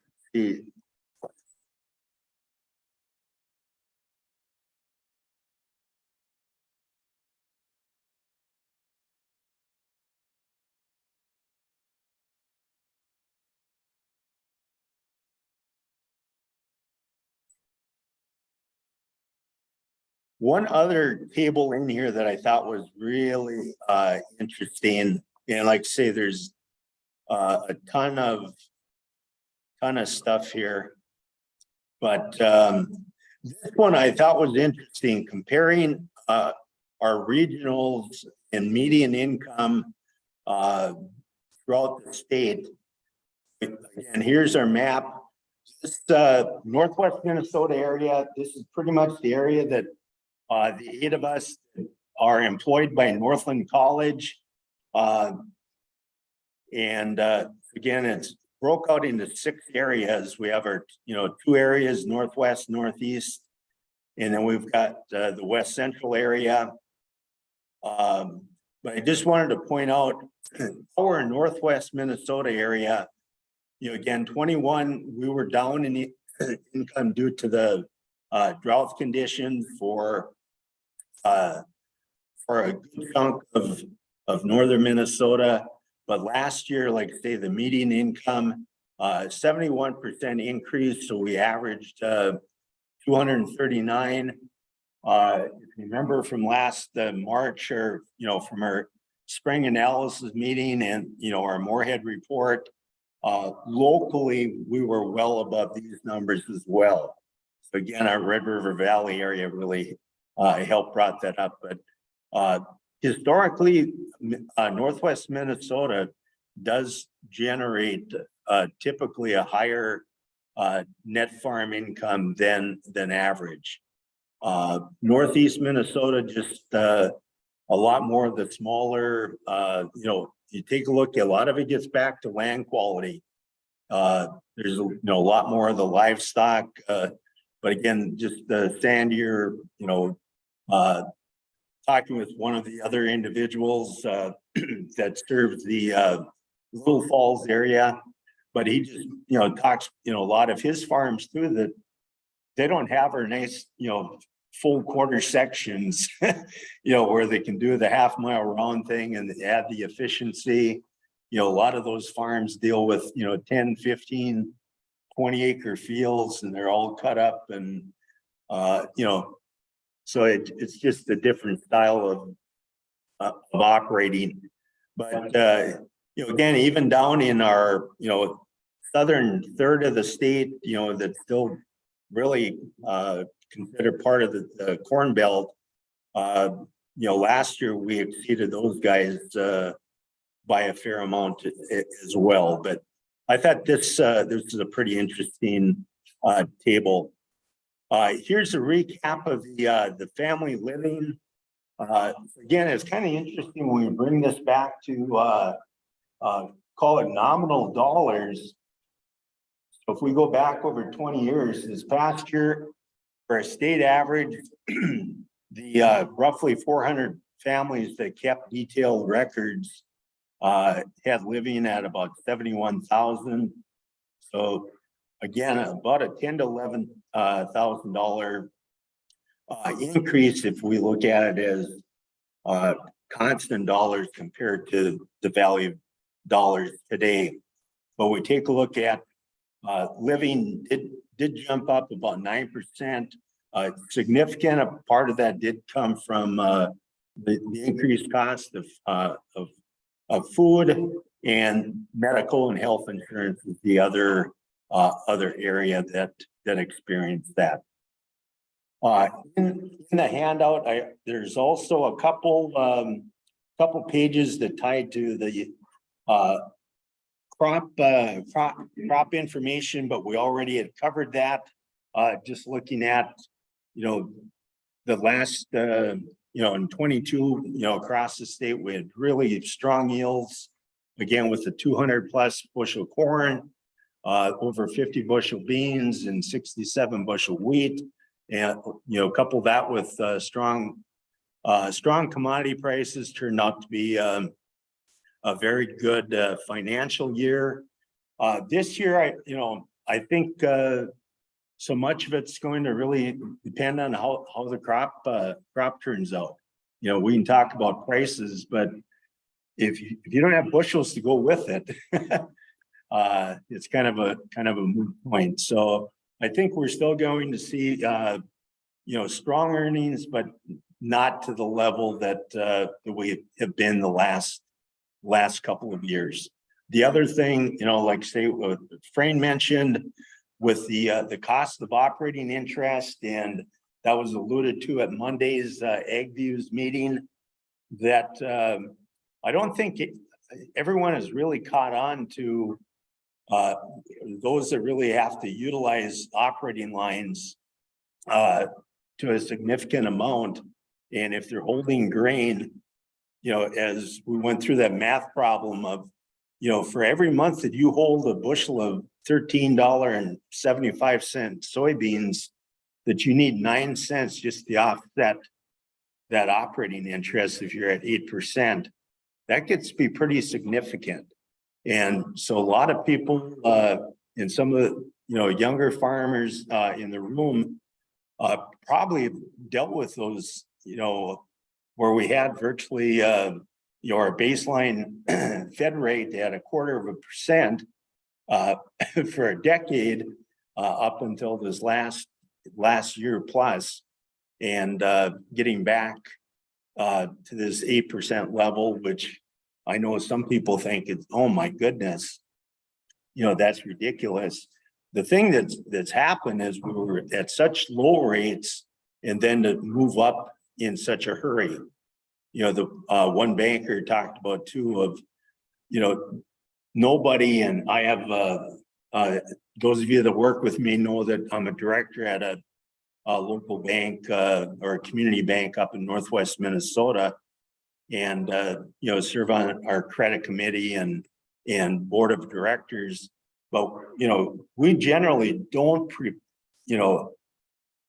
anticipate a 5% change in interest rates in such a hurry. It's just one of those things that I think has caught a lot of people off guard. And I think today, I think the Fed is talking about, I think that's when they're supposedly going to announce another 25 basis point increase to the Fed rate, which if you've got operating on a variable rate loan, you probably next month get a notice that your interest rate just went up by a like amount. So with that said, if there's any questions, otherwise, like say, hopefully have the handout, and I'll have Josh email this PDF of the entire document that you can have as a resource. But I just thought it was kind of interesting just to reinforce that we are coming off a couple of the extremely strong financial years. And like I say, if word of wisdom, take care of your working capital liquidity. Like I say, I've been at this a long time. I remember one of my another farmer up in the Kirkson area, and we, early on in my teaching career in farm management, we're going through the ratios and talking about working capital. And he came up to me after doing that for a few years, and he goes, I think it was in the later 1990s, and some of you farmers in the room that were farming then remember those were some tough financial years in a lot of times. We had the wheat scab, it came into play. We had wet conditions. We didn't have the crop insurance program we have today. But anyway, this farmer had went through and had a couple tougher years, and he said, it took me to not have working capital to fully understand what working capital was. So in essence, what he meant, when he was not able to get his operating loan paid off one year and had to go to the banker and ask for a refinance, that's when it clicked in, and okay, now I know what those guys are talking about. So cherish that working capital, that grain inventory, treat it with care, but utilize it effectively as well. So with that said, again, for the farms in here that are enrolled with me, I will be emailing you out your registration for the year. And virtually, I think what I'm going to do is just in the email request that you can just email me back and just say it's fine to enroll me in the program, and then I can turn in the registration on your behalf without needing, I'll just put on there per email authorization or whatever. And then as far as billing, like say the tuition went up 65 cents a credit, or $6.50 for the year from what it was last year. So if there's no other questions, thanks for being in attendance, and hopefully you don't have too much physical work you do later today when we're supposed to have this 100 degrees and high humidity. So we're finding an air-conditioned room, and all right, thank you.